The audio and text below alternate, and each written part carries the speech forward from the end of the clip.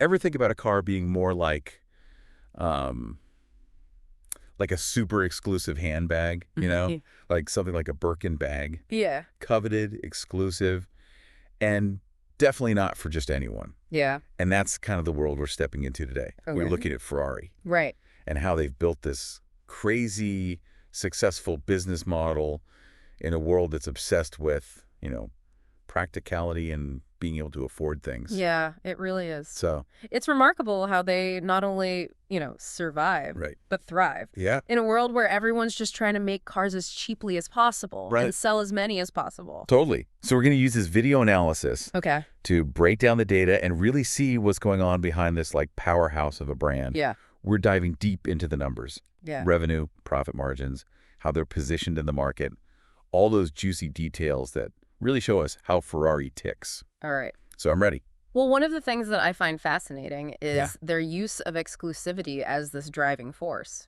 Okay. You may have heard of folks like Justin Bieber or Floyd Mayweather getting banned from buying Ferraris. Banned. Yeah. Okay, hold on. I got to know more about this. What could they have possibly done to get on Ferrari's bad side? Well, Bieber, for example, modified his Ferrari and then tried to resell it.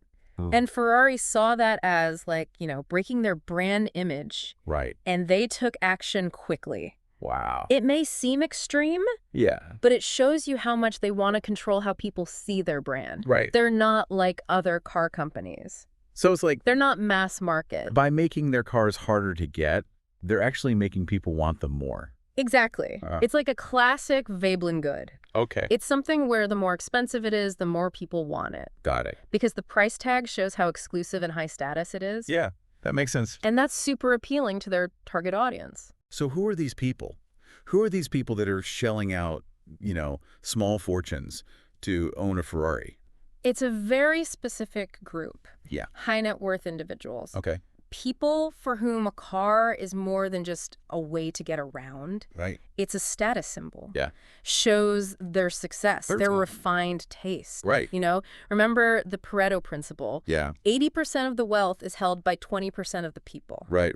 Ferrari is focused on that 20%. Wow. They get what makes this elite group tick. Yeah, okay. What they want. So looking at their financials, Yeah. it's clear that this strategy is working, It is. like incredibly well. Yeah. They have a profit margin of nearly 50%, It's amazing. which is, Almost unheard of. I mean, especially when you compare it to Ford, at 15%, Right. or GM, which is 12. It's amazing. It's an amazing. It shows how much control they have over their prices. Right. And the premium people are willing to pay for the brand. We're talking almost 90,000 euro profit per car sold. Wow. Just to give you some context. Yeah. Mass market car companies, Yeah. they have to sell a ton more cars Right. to get anywhere near that level of profit. It's crazy how consistent they are too, right? Like it's not just a one-time thing. They keep that revenue and profit growing. Yeah, Even when the economy is, kind of shaky. absolutely. Like in 2023, Yeah, they had a 34% increase in net profit. that's right.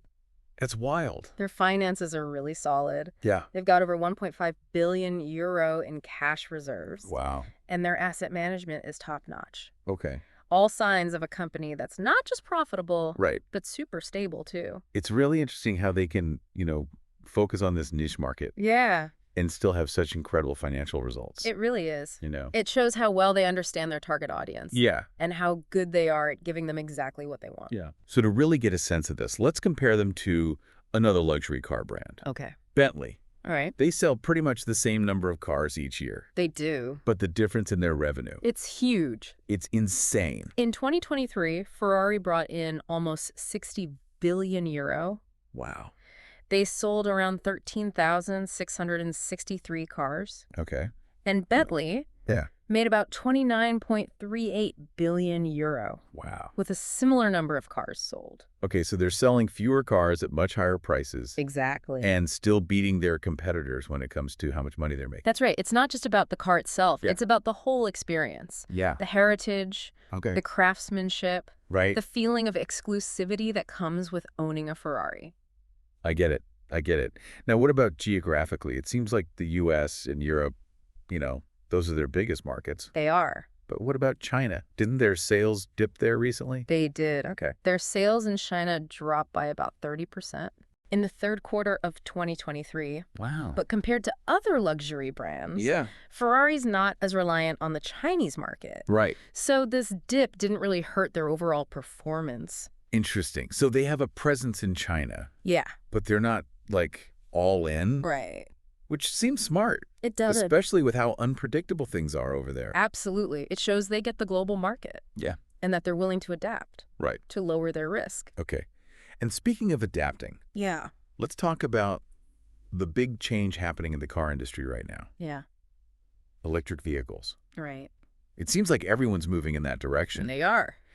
But Ferrari's brand is so tied to those powerful V8 and V12 engines. Yeah. You know, the roar of the engine. Absolutely. How are they handling that? It's a tough one for them. Right. Because their customers love the sound and feel of those traditional engines. Yeah. But they're not ignoring the shift to electric. They've actually already launched hybrid models. Right. And now those hybrids make up a big chunk of their sales. Really? About 55%. 55%. That's way higher than I thought it would be. Yeah. So they're like testing the waters Yeah. with electric, Yeah, but still staying true to their brand. exactly. And here's a detail that shows how committed they are to authenticity. Okay. They've refused to use fake engine sounds in their hybrids and electric models. Oh, wow. They want to keep the driving experience real. Huh. So they're basically saying that the sound of a Ferrari Yeah, is part of what makes it luxurious. exactly. It's not something you just, like, make up. Yeah. But can they keep this purist approach as the world moves towards, you know, quieter cars? That's the big question. Can they capture that Ferrari experience, the performance, the exclusivity, the emotion Right. in an electric car without losing what makes them special? Yeah, that's a really interesting question. Now, let's look at Ferrari's stock.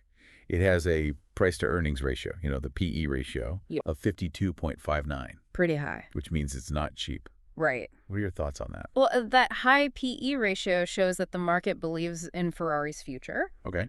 but it also means there's some risk, Wow. especially because their move to all-electric vehicles has been pretty slow. Right. So it's something investors need to think about carefully. It's that classic, you know, risk versus reward situation. Exactly. But here's an interesting thing.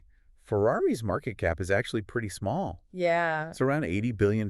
that's right. And that smaller size might make that high PE ratio, you know, a bit more reasonable It might. than if you're comparing it to some of those giant companies with massive market caps. Yeah, So we have this picture of a company that's doing amazingly well financially, they are. but they're also facing some big questions about what's next. Yeah. It seems like Ferrari's at this crossroads, They are. you know, balancing their history with the need to adapt to an industry that's changing super fast. It'll be interesting to see where they go from here. It will. Watching Ferraris move into electric cars is going to be super interesting. Yeah. You know, their whole history is tied to those powerful combustion engines. Right. So trying to recreate that magic with electric powertrains, it's a big challenge. It really is. It's like trying to reinvent the wheel, Yeah, right? exactly. They've built their reputation on a very specific driving experience. Yeah. And now they got to figure out how to bring that into this whole new tech world. Yeah, and it's more than just the technical stuff. Right. They got to keep that emotional connection, Yeah. the soul of a Ferrari, Oh, in yeah. a world where electric motors are silent. So speaking of financials, Yeah. we've talked a lot about their revenue and profit margins. Yeah. But what about their debt?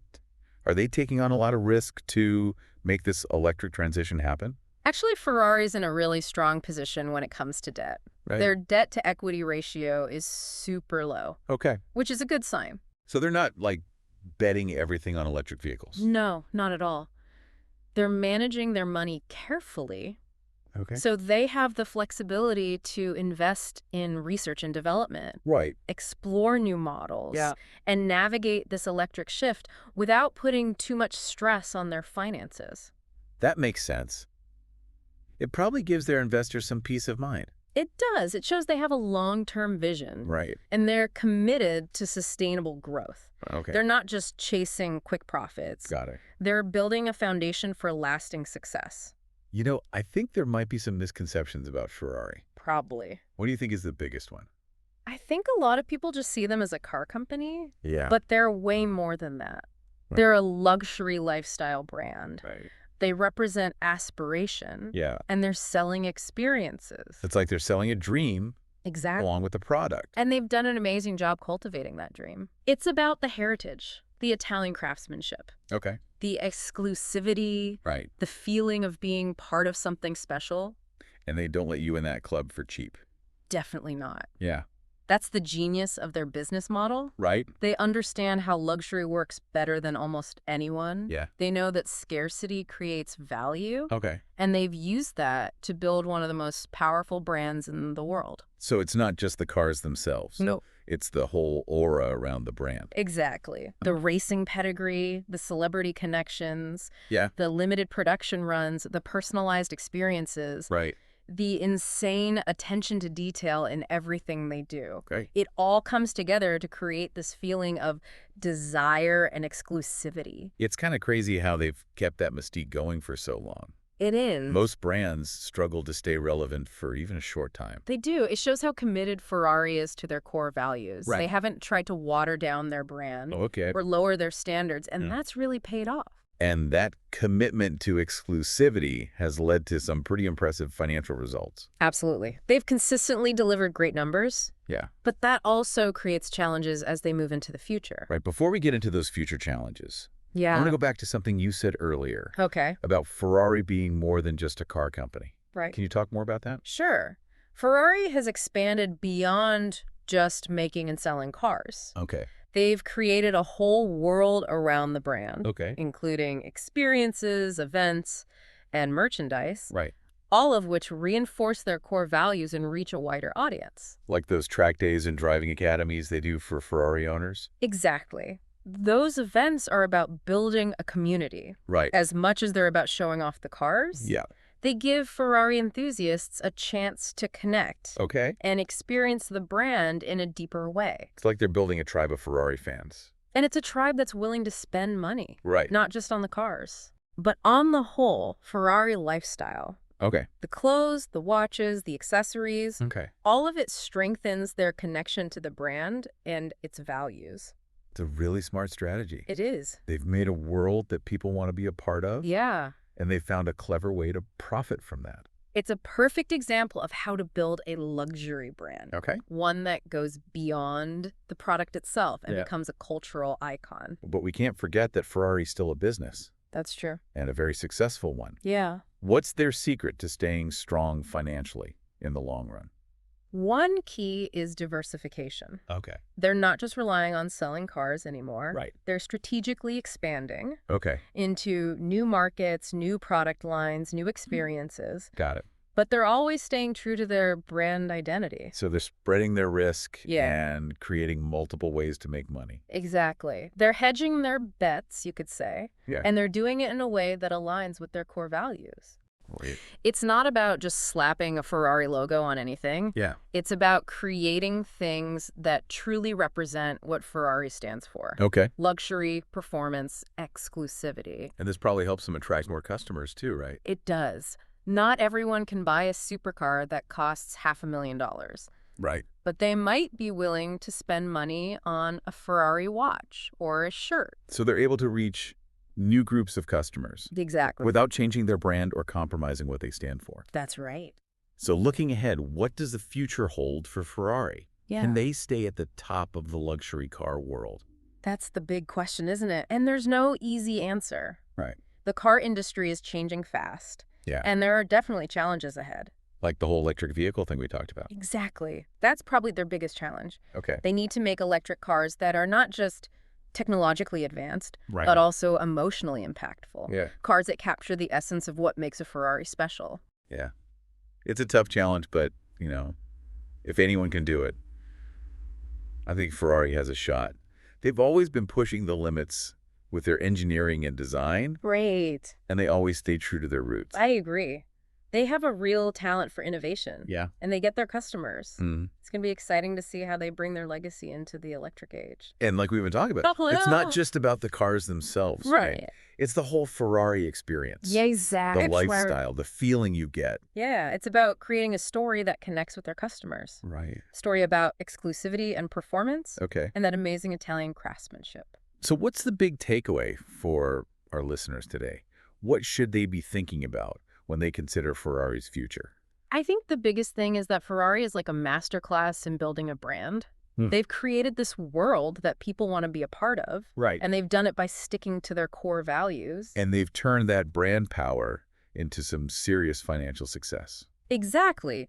They've shown that if you really focus on a niche market Okay. and you understand luxury and exclusivity, Yeah.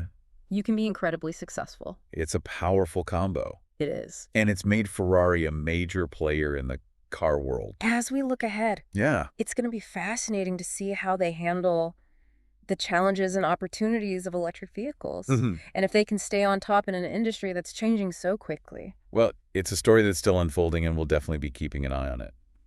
That's all the time we have for today. Thanks for joining us for this deep dive into Ferrari. It was my pleasure. Until next time, keep those engines revving and stay curious.